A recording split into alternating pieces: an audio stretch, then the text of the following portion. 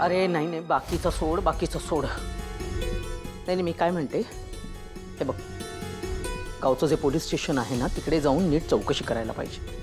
चौकशी काय म्हणजे, कमळीच्या आईची केस ती बंद झाली की नाही हे मला कळलं पाहिजे. ए, शहाणपणा नको, कळलं ना? उगीच स्वतःची अक्कल चालवायची नाही, मी जे सांगते तेवढं करायचं, कळलं? मला हे कळलं पाहिजे की तिच्या आईची केस ही बंद झाली की नाही, कळलं?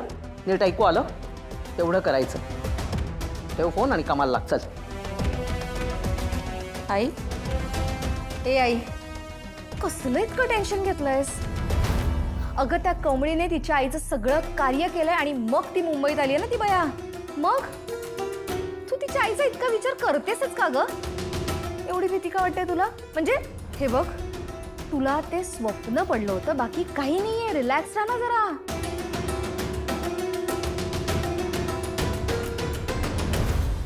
आई, तुझ्या मनात फक्त भीती बसलीये. अगं ते स्वप्न होतं, बाकी काही नाही. Relax, chill. नाही ग, पण खरं काही पाहिलंय का? हा, म्हणजे कमळीची आई मेली, तिचं प्रेत बॉडी सापडली का? तिचं प्रेत माहित नाही, हे काही सापडलं नाही. फक्त तिच्या काहीतरी किरकोळ काही गोष्टी सापडल्या होत्या त्यांना. त्याच्यावरनं कसं असं म्हणता येईल की तीच गेली म्हणून? कमळीच्या आईने तिला काही गोष्टी जर सांगितल्या असतील तर. आज बाहेर बोलत असताना त्या कमळीचा सूर कसा होता बघितलंस का? कशी बघत होती? मला ते जरासं विचित्र वाटलं. ए आई, तू केव्हापासून इतके घाबरायला लागलीस ग? हा, नक्की तुझ्या मनात काय आहे ग? सांगशील मला प्लीज? सांग ना.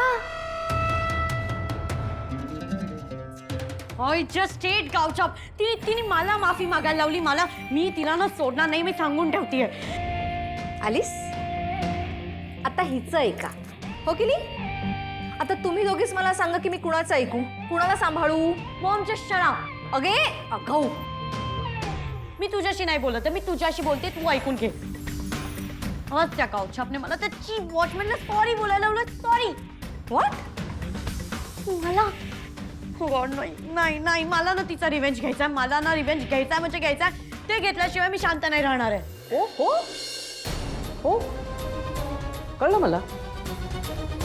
मिळणार, बदला घ्यायची संधी तुलाही मिळणार लवकरच.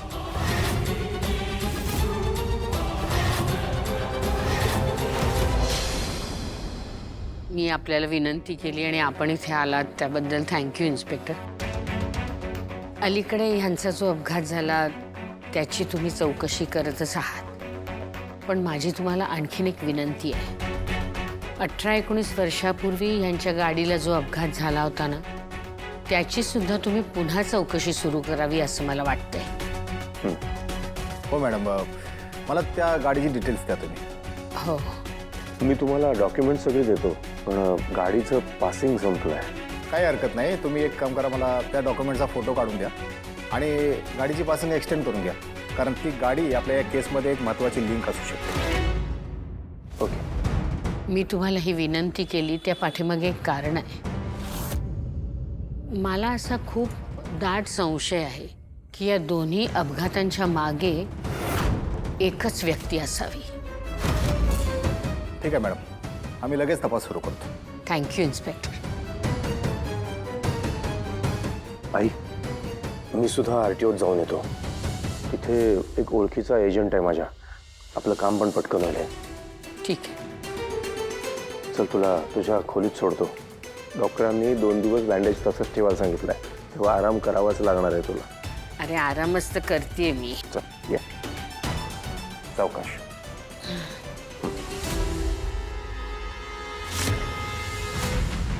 ऋषी सर, मी माझ्या माणसांना जुने रजिस्टर चेक करायला लावलं होतं, पण त्यात काय सापडलं नाही.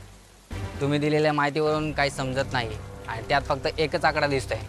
अशानं गाडीची ओळख पटणं कठीण आहे. दादा मग दुसरा काहीच पर्याय नाही का? नाही नाही असं नाही, आहे ना एक ऑप्शन. त्यासाठी थोडी वेगळी सेटिंग करावं लागेल. म्हणजे थोडंफार पैसे खर्च करावं लागतील आणि मला थोडासा वेळ द्यावा लागेल. मी लगेच तुमचं काम करतो. ठीक आहे, तू एक काम कर, तू कामाला लाग, पैशांचं टेन्शन घेऊ नकोस, होईल सगळं मॅनेज. मला कळवत राहा फक्त. कमळी, ऋषी सर मला भीती वाटायला लागली हो. आपला शोध पूर्ण झालाच नाही तर? असं कसं होईल कमळी? आपण हार मानणार आहे का? नाही ना. आपल्याला आपली उत्तरं मिळणार, लवकरात लवकर मिळणार. डोंट वरी. येतो आम्ही. चल येतो.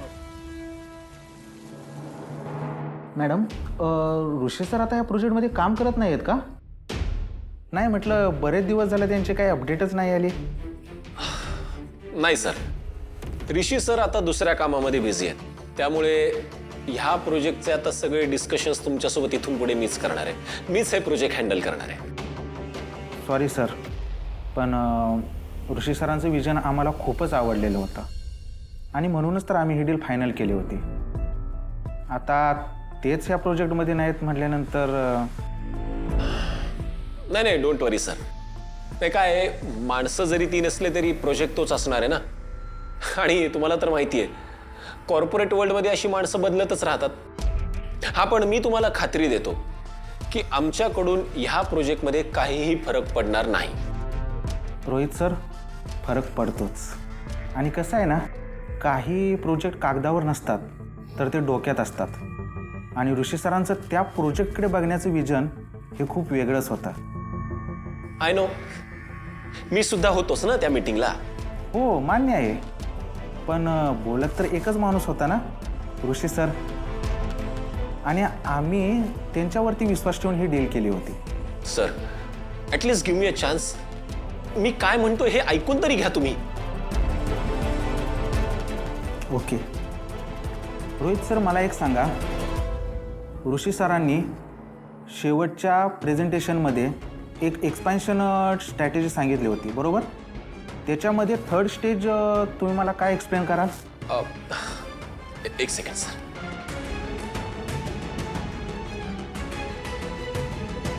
इट्स ओके सर, मला माझं उत्तर मिळालं. आणि सॉरी मॅडम, काय आहे ना, आम्ही कंपनी बघून डील फायनल नव्हती केली. ऋषी सरांचं काम, त्यांचे इनपुट्स, त्यांचा कॉन्फिडन्स आणि त्यांचं विजन, याच्यामुळे आम्ही डील फायनल केली होती. आणि आता तेच जर या प्रोजेक्टमध्ये नसतील तर आम्ही हा प्रोजेक्ट पुढे नेऊ शकत नाही. आय रिअली अंडरस्टँड तुम्हाला काय हवं आहे, तुम्ही काय म्हणताय. पण लेट मी अश्युअर यू, ऋषी जितका टॅलेंटेड आहे ना, तितकाच टॅलेंटेड रोहितसुद्धा आहे. आणि Rohit will deliver, just trust me.